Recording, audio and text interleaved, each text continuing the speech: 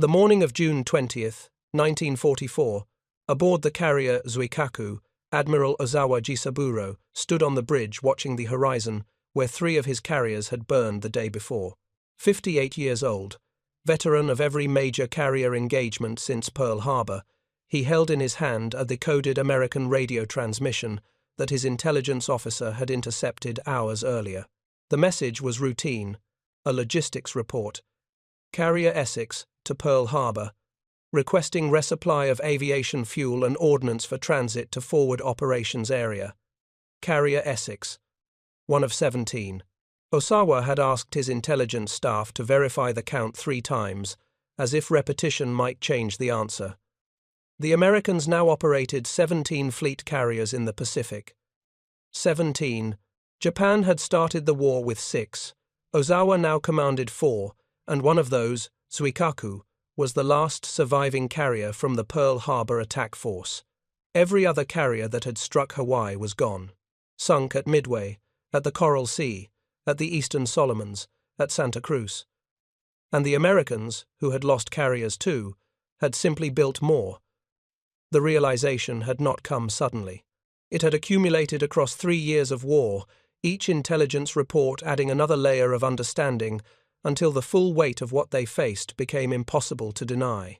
But standing on Zuikaku's bridge, watching the morning light reveal empty ocean where his fleet had been, Ozawa understood that knowing and accepting were different things. He had known the numbers for months. Now he accepted what they meant. Japan could not win a war against an enemy who built carriers faster than they could be sunk. If you're enjoying this deep dive into the story, hit the subscribe button and let us know in the comments from where in the world you are watching from today. The disparity had its roots in decisions made years before the first bomb fell on Pearl Harbor. In 1940, when tensions between Japan and America were escalating, but war had not yet begun, Admiral Yamamoto had requested detailed intelligence on American shipbuilding capacity. The report that reached his desk should have ended all discussion of war with the United States. American shipyards, operating at peacetime capacity, could build more tonnage in a single year than Japan's entire merchant and military fleet combined. The United States had 47 major shipyards capable of constructing large vessels. Japan had 12.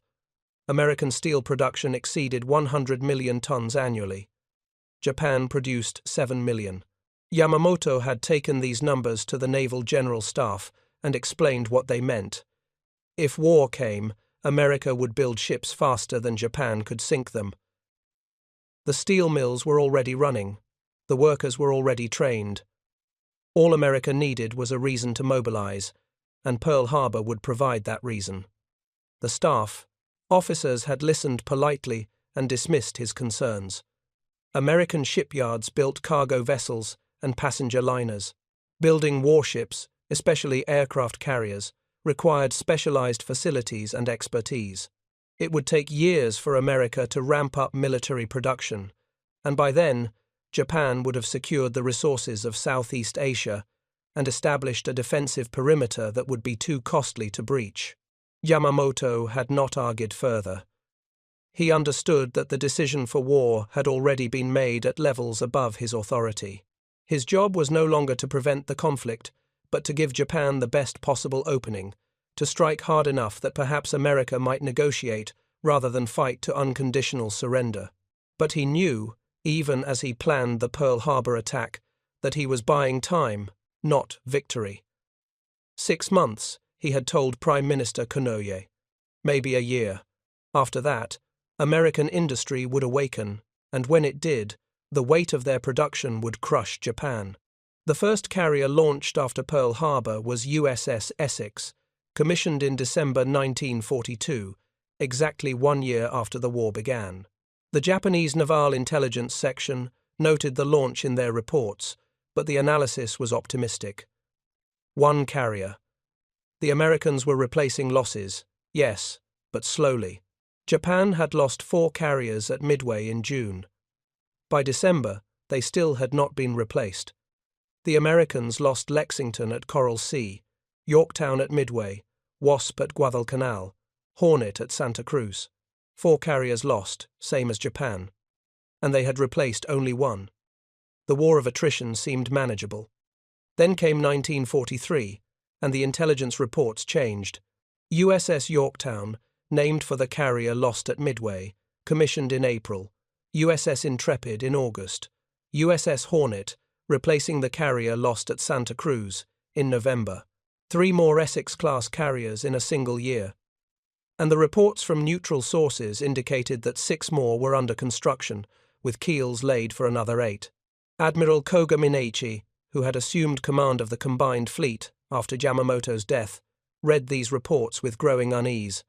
9 carriers completed or commissioning within 2 years of Pearl Harbor, 14 more under construction. The Americans were not replacing losses. They were building a fleet larger than anything Japan could field.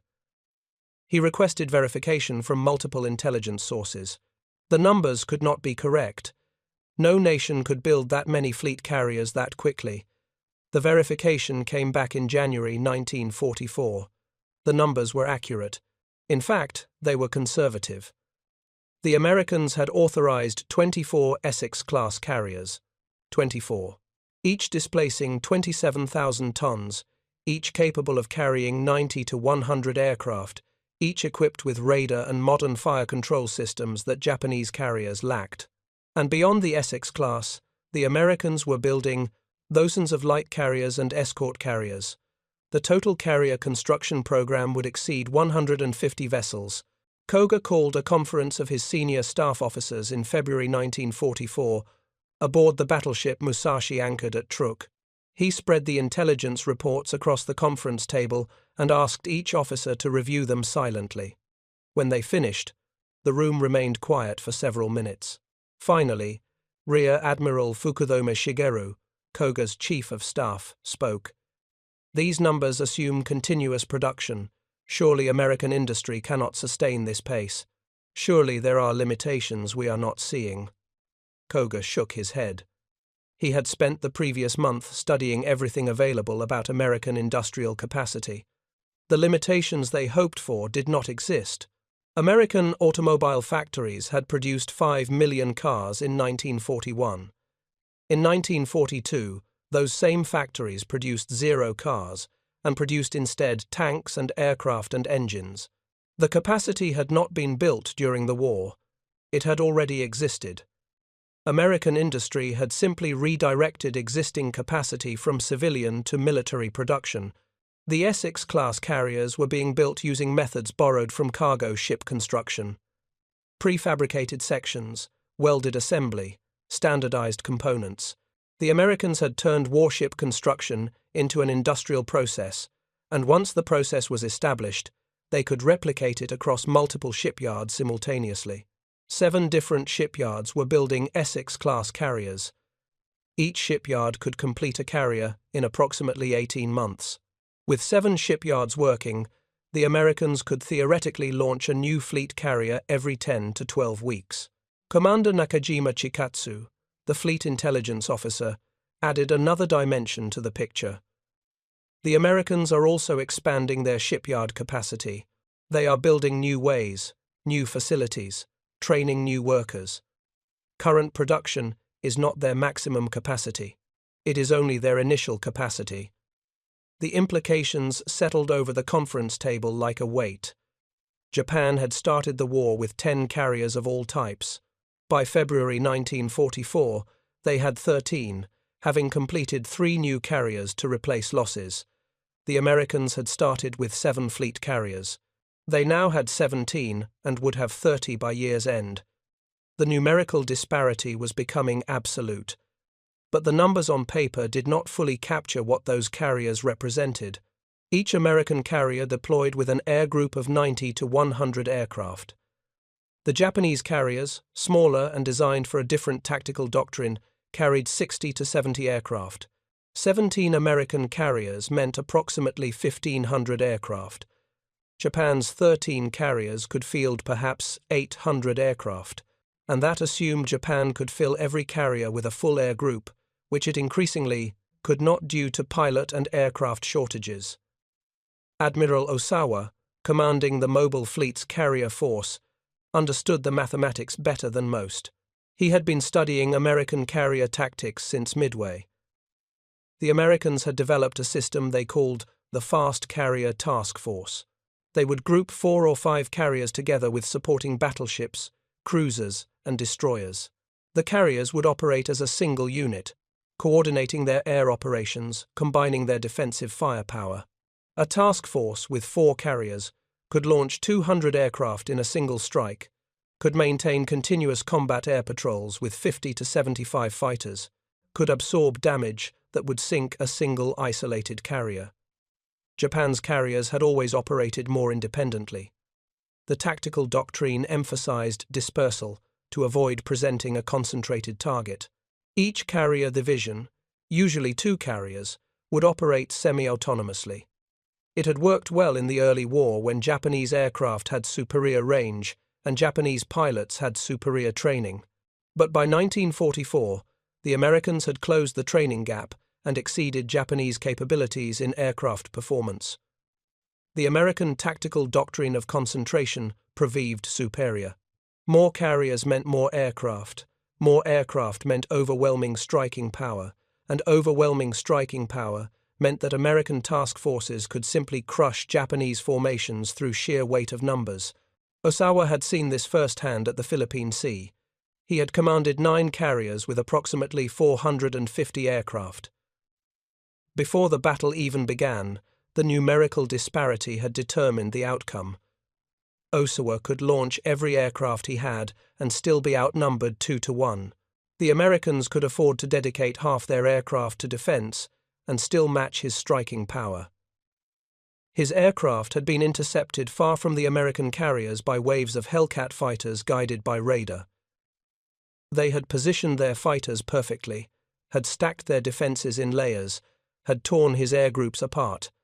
375 aircraft lost, 75% of his striking force. The Americans had lost 30 aircraft. Standing on Zuikaku's bridge the morning after the battle, Ozawa had finally accepted what the intelligence reports had been telling him for months.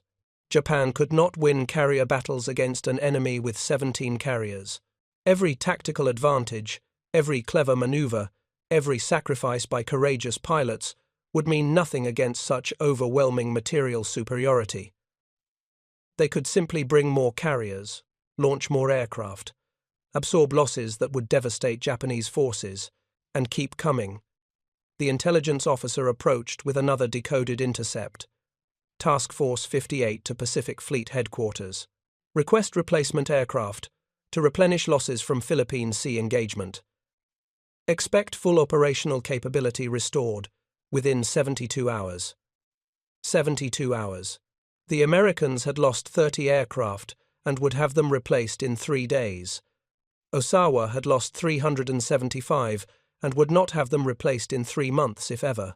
His carriers had survived, but without aircraft, they were merely floating targets. He had effectively no striking force left. Commander Otani Takeo, Zuikaku's executive officer, stood beside Ozawa watching the empty horizon.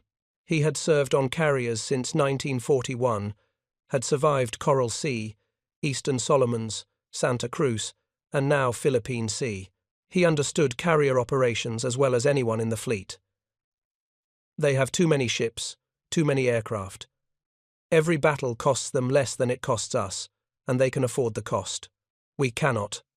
Ozawa said nothing for a moment, then quietly, I know. The admission hung in the air between them. Every officer on the bridge had heard it. The commanding admiral of Japan's mobile fleet had just acknowledged what everyone had known but no one had said. The carrier war was over. Japan had lost, not through any failure of courage or skill, but through simple arithmetic. 17 carriers could not be defeated by 4. It was mathematics, pure and undeniable. In Tokyo, the Naval General Staff received Ozawa's preliminary report from Philippine Sea on June 22nd. The casualty figures were devastating enough. 3 carriers sunk, 375 aircraft destroyed, hundreds of trained aircrew dead. But buried in the tactical analysis was a paragraph that troubled the staff officers more than the losses. American carrier forces now operate with numerical superiority of approximately 4 to 1. This disparity cannot be overcome through tactical excellence or operational planning. Enemy production capacity allows immediate replacement of all losses, while Imperial forces cannot replace aircraft or trained personnel at sustainable rates. Continuation of fleet carrier operations against American task forces will result in destruction of remaining carrier forces without achieving strategic objectives. Admiral Toyota Soemu, Commander-in-Chief of the Combined Fleet, read that paragraph multiple times. Ozawa was not requesting different tactics or additional resources. He was stating, as clearly as regulations permitted, that fighting American carrier forces was suicide. The material disparity had become so extreme that tactical considerations no longer mattered. Toyota requested the latest intelligence summary on American carrier construction. The report arrived within hours. The Americans now operated 17 Essex-class fleet carriers. 2 more would commission in July. By January 1945, the Americans would have 26 Essex-class carriers operational. Beyond that, they had 9 Independence-class light carriers already in service, with more building. Their total fleet and light carrier force would exceed 40 vessels by early 1945. Japan currently operated 4 fleet carriers after Philippine Sea. Shokaku and Taiho had been sunk. Chitose, Chiyoda, and Suiho were light carriers with limited aircraft capacity. 2 new fleet carriers, Unryu and Amaji, would complete construction by August, bringing Japan's total to 6 fleet carriers and 3 light carriers. 6 versus 26. If you find this story engaging, please take a moment to subscribe and enable notifications. It helps us continue producing in-depth content like this. The disparity extended beyond the ships themselves to everything that supported carrier operations. American shipyards could repair battle damage in weeks that would take Japanese yards months to fix. American logistics could keep carriers supplied with fuel, ammunition, and aircraft, no matter how far from Pearl Harbor they operated. American training programs graduated hundreds of new pilots monthly. Japanese training programs, starved for fuel and aircraft, graduated dozens. Admiral Fukudome, transferred from Koga's staff to a planning position in Tokyo, compiled a comprehensive analysis of carrier operations sustainability. His report concluded that Japan could not maintain carrier operations at any significant scale beyond mid-1944. The combination of irreplaceable pilot losses, declining aircraft production, fuel shortages, and overwhelming American numerical superiority had made traditional carrier warfare impossible. The report circulated through the Naval General Staff in July. No one challenged its conclusions. The evidence was too clear, too overwhelming. Junior officers, who had trained in carrier operations before the war, read the report and understood that their specialty had become obsolete, not through technological change, but through industrial disparity. The Americans had simply built so many carriers that fighting them conventionally was meaningless. Captain Ome Toshikazu, a staff officer in the operations section, raised the question that no one wanted to ask. If we cannot fight their carriers, what do we do with ours? The answer came back from Fukudome after several days of consultation. Japanese carriers would be used as decoys, bait to draw American forces into positions where land-based aircraft could attack them. The carriers would not engage in traditional carrier battles. They would simply sail within range of American forces, attract attention, and hope that aircraft from Philippine bases could strike while the Americans were focused on the carrier threat. Was an admission of defeat, in everything but name. Now Japan was reducing them to bait, sacrificing them in hopes that land-based aircraft might achieve what the carriers themselves could no longer accomplish. The Americans had not developed a new weapon or superior tactics. They had simply built 17 carriers while Japan had 4, and that disparity had ended the carrier war as decisively as any battle. The plan to use carriers as decoys would be implemented in October 1944 during the Battle of Leyte Gulf. Admiral Ozawa, commanding what remained of Japan's carrier force, sailed south from Japan with 4 carriers, Zuikaku, Suiho, Chitose, and Chiyoda. His air groups had been stripped away. sent to reinforce land-based units in the Philippines. The carriers sailed with fewer than 100 aircraft total among them, barely enough for basic patrols, let alone offensive operations. Ozawa's mission was simple: sail within range of the American invasion fleet at Leyte, draw the American carriers north away from the landing beaches, and allow Japanese surface forces to attack the vulnerable transports and amphibious ships. It was a suicide mission in everything but name. The orders explicitly stated that the carriers were expendable. Their destruction was acceptable if it drew American attention away from the main attack. On October 25th, American reconnaissance aircraft spotted Ozawa's force. Admiral Halsey, commanding the American Third Fleet, took the bait. He turned north with all 17 carriers of Task Force 38, leaving the invasion beaches covered only by escort carriers. Ozawa had succeeded in his mission. He had drawn away the American fleet carriers. Now he waited to die. The American airstrikes began at dawn. Wave after wave of aircraft, hundreds of them, far more than Ozawa's depleted air groups could intercept. Zuikaku, the last Pearl Harbor veteran, took multiple bomb and torpedo hits. She rolled over and sank in the afternoon, her battle flag still flying. Zuiho was sunk by bombs and torpedoes. Chitose took 4 torpedo hits and capsized. Chiyoda, dead in the water from bomb damage, was finished off by American cruisers after dark. All 4 carriers gone. Ozawa survived, transferring his flag to a cruiser and retreating north with what remained of his escort force. He had accomplished his mission. The American carriers had been drawn away, but the sacrifice had been meaningless. The Japanese surface force attacking through San Bernardino Strait had been driven off by escort carriers and destroyers. The southern force had been annihilated by American battleships. Leyte Gulf ended as a devastating defeat despite Ozawa's successful decoy operation. In Tokyo, the loss of 4 more carriers barely registered as news. The Naval General Staff had known they were being sacrificed. The carriers had stopped being combat assets months too earlier. They had become symbols, expensive symbols, sent to die in hopes of achieving some marginal advantage. The staff officers who had once planned elaborate carrier operations now planned operations where carriers were simply targets, bait, distractions. Commander Genda Minoru, who had helped plan the Pearl Harbor attack and served as one of Japan's foremost carrier aviation experts, was transferred to a land-based command in November 1944.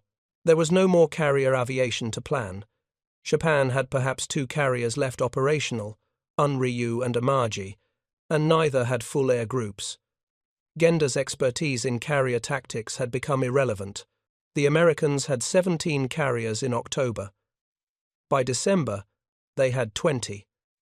By February 1945, they would have 23. Kenda wrote in a letter to a friend that month, carefully phrased to avoid censorship but clear in meaning. The Americans have made carriers the way they make automobiles. They build them on assembly lines, launch them by the dozen, crew them with men trained in programs that graduate thousands. We built carriers the way we build temples, each one a unique creation requiring years of specialized work. Their method is faster. It was as close as anyone in the Japanese military came to stating the fundamental truth. America had industrialized carrier production the same way it had industrialized everything else. They had standardized designs, created production systems, trained workers en masse, and applied the same principles that made Henry Ford's automobile factories productive to warship construction. The Essex-class carriers were not individually superior to Japanese carriers in design. They were simply produced in quantities that made individual quality irrelevant. If you're enjoying this deep dive into the story, hit the subscribe button and let us know in the comments from where in the world you are watching from today. By early 1945, the American carrier force in the Pacific had grown to a size that Japanese planners struggled to track. Task Force 58, the fast carrier force, operated with 16 to 18 carriers simultaneously. They would launch strikes with over 300 aircraft, more than Japan's entire remaining carrier air force. They would hit multiple targets in a single day, ranging across hundreds of miles, and returned to their carriers to rearm for another strike the next morning. Admiral Toyota, watching intelligence reports of American carrier operations against Okinawa, understood that the war had entered a phase where Japanese forces could not even comprehend American operational capabilities, let alone counter them. The Americans were launching carrier strikes against the Japanese home islands, against Tokyo itself, and Japanese defenses could barely track the number of aircraft involved, let alone stop them. In one raid on February 16, 1945, American carriers launched over 1,000 aircraft against targets around Tokyo and Yokohama. 1,000 aircraft from carriers.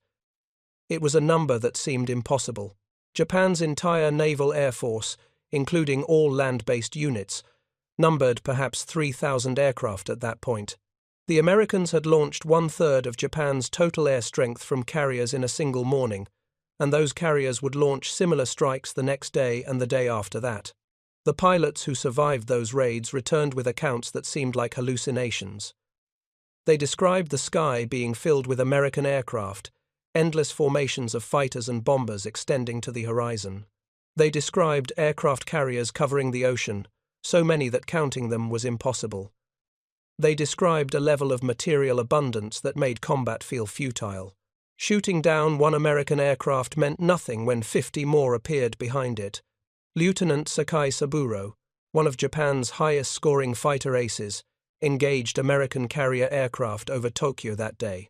He shot down 2 Hellcats, probably damaged a third, and barely escaped with his life. I can shoot down 5 aircraft, perhaps 10 in one day if I am fortunate and skilled, but they come in formations of 50, of 100. My skill means nothing. I am one man against hundreds. The Naval General Staff stopped issuing optimistic projections in March 1945. There was no point. Everyone knew the war was lost. The only question was how it would end. The Americans had demonstrated at Iwo Jima and Okinawa that they would pay any price in casualties to take defended territory. They had demonstrated with their carrier raids that they could strike anywhere in Japan with impunity. They had demonstrated with their submarine campaign that Japan's economy was strangled. And they had demonstrated with their carrier construction program that numerical superiority was absolute and irreversible. Admiral Yonai Mitsumasa, serving as Navy Minister in the final months of the war, received regular briefings on American carrier operations. In April, the count reached 26 Essex-class carriers operational, with 4 more completing construction. Beyond the fleet carriers, the Americans had dozens of light carriers and over 100 escort carriers. Their total carrier force exceeded 150 vessels. Japan had 2 carriers left, Unryu and Amagi, both sitting in port with no fuel to operate and no aircraft to fly from them. Amagi would survive the war, but never left port after October 1944. The carrier force that had struck Pearl Harbor with such devastating effect had been reduced to nothing, not through any climactic battle, but through slow attrition against an enemy who replaced every loss and added more carriers faster than Japan could track them. In June 1945, Yonai compiled a final report on the carrier war for presentation to the Supreme War Council. The report was brief. Japan had lost all operational carriers.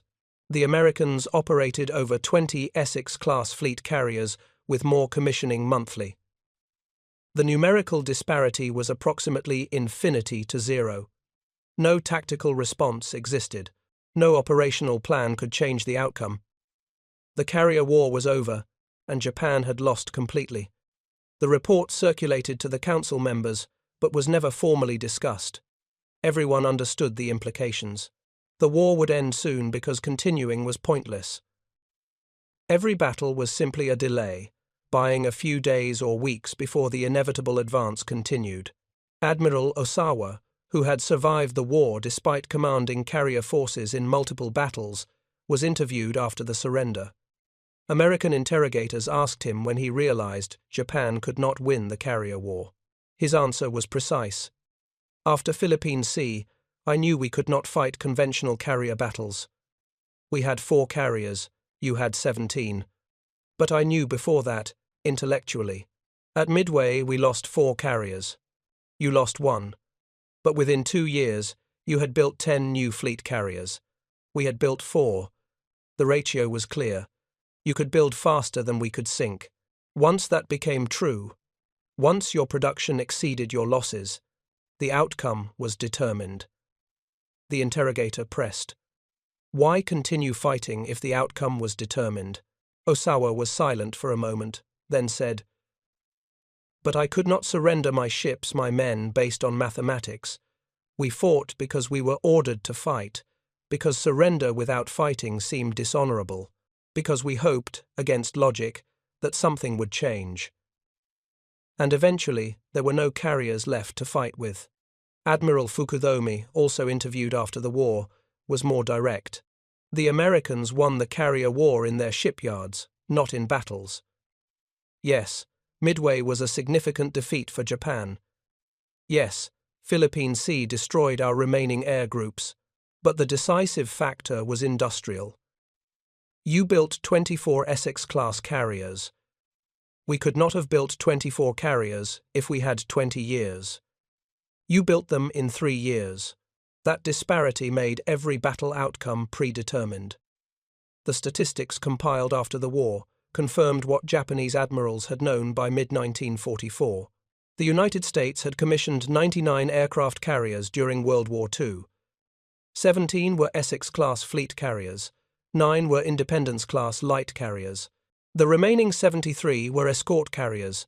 Japan had commissioned 25 carriers total during the war, including conversions from other ship types. The United States had built 4 carriers for every one Japan built, and American carriers were larger, carried more aircraft, had better radar and fire control systems, had trained crews, and had reliable logistics support. But the raw numbers did not fully capture the disparity. American carriers could be repaired and returned to service after battle damage. Japanese carriers often could not be repaired due to lack of facilities or materials. American carriers operated as part of a comprehensive logistics system that kept them supplied and operational. Japanese carriers operated on increasingly fragile supply lines that were constantly attacked by submarines. American carriers deployed with fully trained air groups.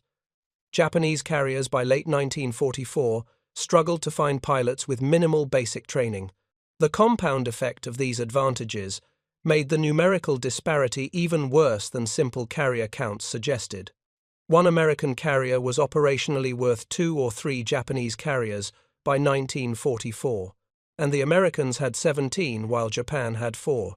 Admiral Ugaki Matomi, who had served as Yamamoto's chief of staff and commanded battleship forces in the final year of the war, kept a detailed diary throughout the conflict. His entries from mid-1944 onward documented the psychological weight of facing such overwhelming material superiority.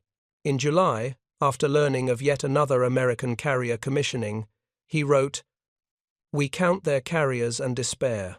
Each new launch represents not just a ship, but an entire system of production, training, logistics that we cannot match. They build carriers because they can. We cannot build carriers because we lack steel, lack shipyards, lack everything. The war has become a demonstration of industrial capacity. We are being lectured in the mathematics of production, and the lesson is brutal." In August, after reading intelligence reports on American carrier operations at the Philippines, he wrote, "They use carriers the way we use destroyers, casually, without concern for losses, because replacements are already building. We treasure each carrier because replacements are impossible." This difference in psychology reflects the difference in industrial power. They fight as if resources are infinite. We fight as if resources are precious. And in this war, infinite resources defeat precious resources every time. But the implications were clear. We knew from the beginning that America's industrial power exceeded ours, Yamamoto told us. The production figures told us. But knowing and accepting are different. We knew they could build more ships, more aircraft, more everything. Courage, skill, sacrifice might overcome material disparity. They do not. Material disparity, when the gap is this large, is absolute. They built 17 carriers while we had 4. That sentence contains the entire history of the Pacific Carrier War. The Americans found his diary after the war, translated it, filed it with thousands of other captured documents. The words of a man who had understood what fighting American industrial power meant, who had watched his country refuse to accept that understanding, who had died knowing that knowledge without acceptance changes nothing. Japanese naval architects, after the war, studied American carrier construction methods extensively. They wanted to understand how the United States had built so many carriers so quickly. What they found was a system that applied mass production principles to warship construction. Every carrier had the same dimensions, the same machinery, the same equipment layout. This allowed shipyards to use identical blueprints, identical tools, identical procedures. Components were prefabricated in factories far from the shipyards. Entire sections of the hull would arrive pre-assembled, ready to be welded into place. The shipyard became an assembly plant rather than a construction site. Workers specialized in specific tasks, repeating the same procedures on each carrier. The learning curve improved with each ship. The first Essex took 20 months to build. By 1944, construction time had dropped to 14 months. 7 different shipyards built Essex-class carriers, all using the same methods. The shipyards competed with each other on construction time, driving innovation in techniques. Workers developed jigs and fixtures that sped up assembly. Welding techniques improved. Logistics systems evolved to deliver materials exactly when needed. The entire process became more efficient with each carrier completed. They lacked the standardized components industry. They lacked the specialized workforce. They lacked the raw materials. Most critically, they lacked the industrial culture that treated warship construction as a production problem to be solved through standardization and mass production. Japanese carriers were built as individual ships, each requiring custom work, each taking years to complete. The Taiho, Japan's most advanced carrier, took 3 years to build and was sunk 3 months after commissioning. The Americans built 8 Essex-class carriers in less time than it took Japan to build 1 Taiho. The efficiency gap was worse than the production gap. After the war, American naval officers asked Japanese admirals if they had considered trying to build carriers using American methods. Admiral Toyota's answer was simple. We considered it. We lacked everything necessary: the steel, the shipyard capacity, the component industries, the trained workers. But more than that, we lacked time. By the time we understood your production methods, you had already built 20 carriers. We could not catch up. We could only watch you build more while our forces shrank. The interrogations revealed a consistent theme. Japanese naval leadership had understood American industrial superiority intellectually by mid-1943. They had accepted it emotionally by mid-1944 after Philippine Sea. But understanding and acceptance had not led to surrender, because surrender meant admitting that everything they had fought for was pointless, that every sailor who had died on sunken carriers had died for nothing, that the war had been lost before the first battle.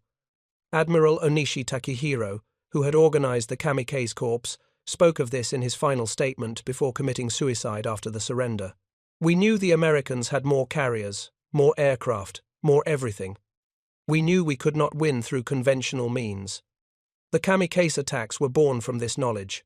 If we could not match their production, perhaps we could make production irrelevant. 1 plane, 1 pilot, 1 ship. Simple mathematics. But even this failed because they had so many ships that sinking a few meant nothing.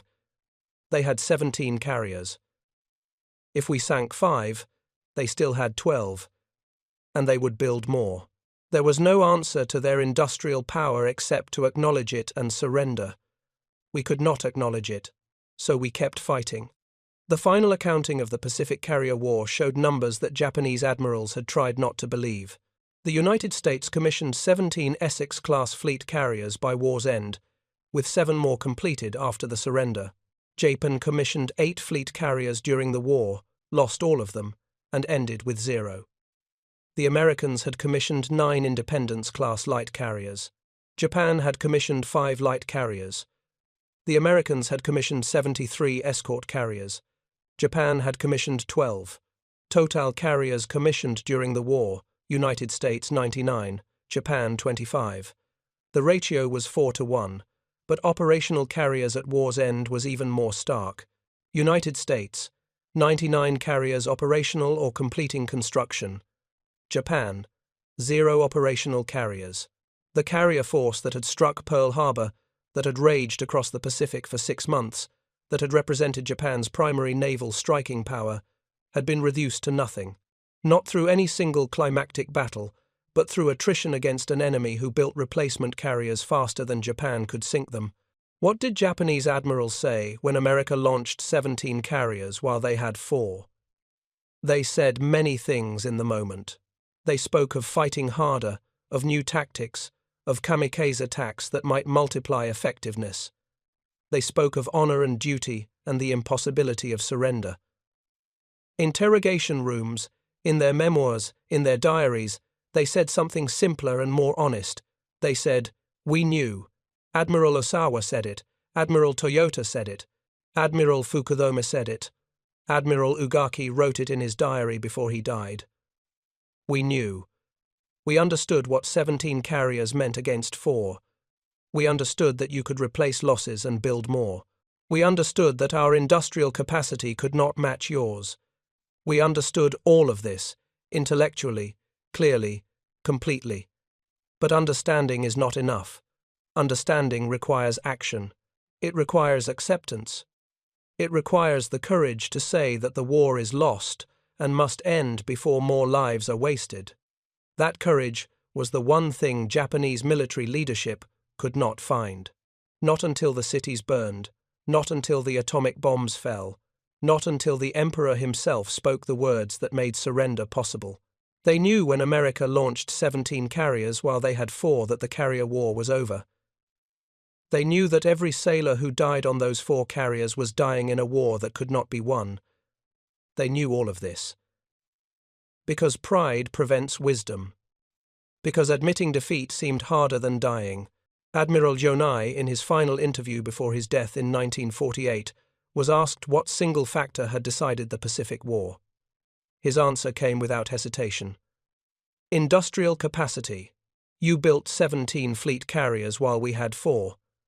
That ratio represented everything: your steel production versus ours, your shipyard capacity versus ours, your ability to train workers and mobilize resources versus ours. The carriers were symbols of a deeper disparity. You could produce war materials at a scale we could not approach. Once we attacked Pearl Harbor, once we awakened your industrial power, the outcome was determined. We could win battles, sink ships, kill your sailors, but you could replace everything. We could replace nothing. That is what decided the war. Not tactics, not strategy, not courage or skill. Production. You built 17 carriers. We had 4. Everything else followed from that. Thank you for watching. For more detailed historical breakdowns, check out the other videos on your screen now, and don't forget to subscribe.